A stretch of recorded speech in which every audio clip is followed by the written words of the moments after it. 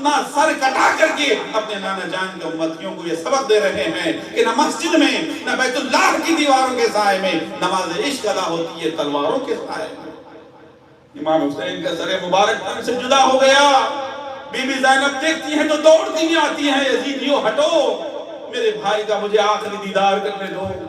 یزیدیوں کو ہٹاتی ہے، دیکھتی ہے، دیکھ لے۔ بچی سکینہ دوڑتی آتی ہے، امام حسین کے سینے پہ سوار ہو جاتی ہے، کہتی بیٹی اٹھ جاؤ، تمہارے ابا شہید ہو گئے۔ امام حسین کی روح آواز دیتی ہے، بہن زینب تھوڑی اور دیر کے لیے میری بیٹی سکینہ کو میرے سینے پہ پڑے رہنے دو۔ سر مبارک کو تن سے جدا کر دیا ظالموں نے اور نیزے پہ سر کو بلند کیا، سارے شہداء کے سروں کو نیزوں پہ بلند کیا۔ امام حسین کے اس مبارک جسم اطہر کو ویسے ہی کربلا کی اس دھرتی پہ گھوڑے دوڑا کر کے وہیں پہ چھوڑ دیا ان ظالموں نے۔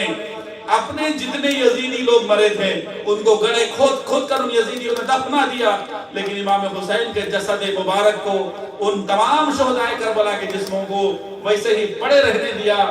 2 دن کے بعد دوسرے تیسرے دن ایک قافلہ وہاں سے گزر رہا تھا، انہوں نے دیکھا کہ شہداء کی لاشیں پڑی ہیں، تو انہوں نے تر و تازہ لاشوں کو دیکھا تو سب کو دفنایا جہاں آج کربلا میں امام حسین کا جسد اطہر ہے۔ حضرات گرامی، دوسرے دن صبح یہ قافلہ دمشق روانہ ہوا۔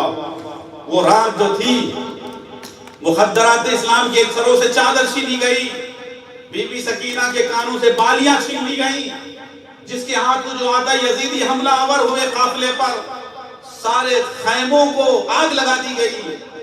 ان خواتین جن کے بالوں کو زندگی میں کبھی سورج نے نہیں دیکھا تھا، کربلا کی اس تپتے ہوئے صحرا میں چادر چھینی گئی اور بے سہارا کر دیا گیا۔ بی بی زینب ہاتھ میں ایک عصا لے کر دوڑتی ہیں، خبردار قریب نہیں آنا، میں علی کی بیٹی ہوں، میں حسین کی بہن ہوں، تم کیا سمجھتے ہو؟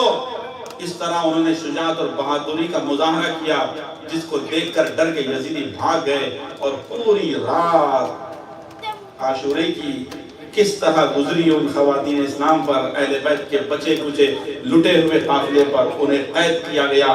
بیمار زین العابدین کے ہاتھوں میں ہتھکڑیاں اور پیروں میں بیڑیاں ڈالی گئیں، اور ان شہداء کے سروں کو نیزوں پہ بلند کر کے اور ان قافلے والوں کو قید کر کے اسیر بنا کر اب ابن زیاد کے پاس جا رہے ہیں، اس خوشی میں کہ ہم جنگ جیت گئے، اس خوشی میں کہ اب ہمیں انعام ملے گا۔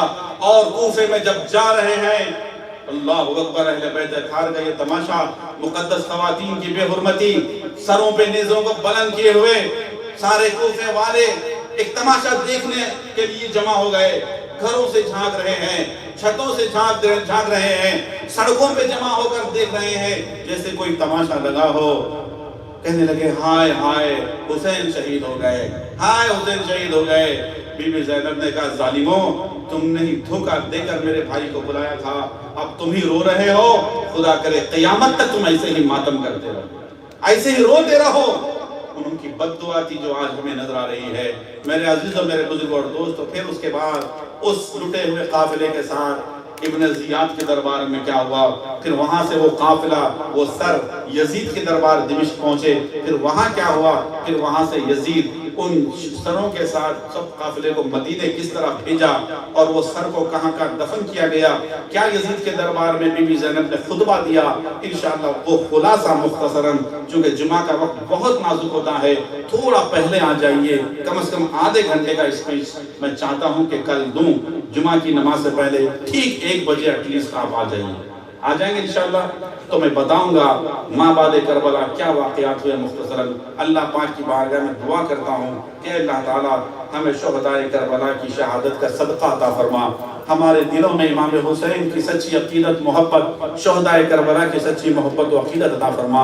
انہوں نے ہم تک مذہب اسلام کو پاکیزہ انداز میں پہنچانے اپنی جانوں کا نذرانہ پیش کیا ہے، ہمیں بھی ان کے نام پر مر مٹنے کا جذبہ عطا فرما، آمین یا رب العالمین۔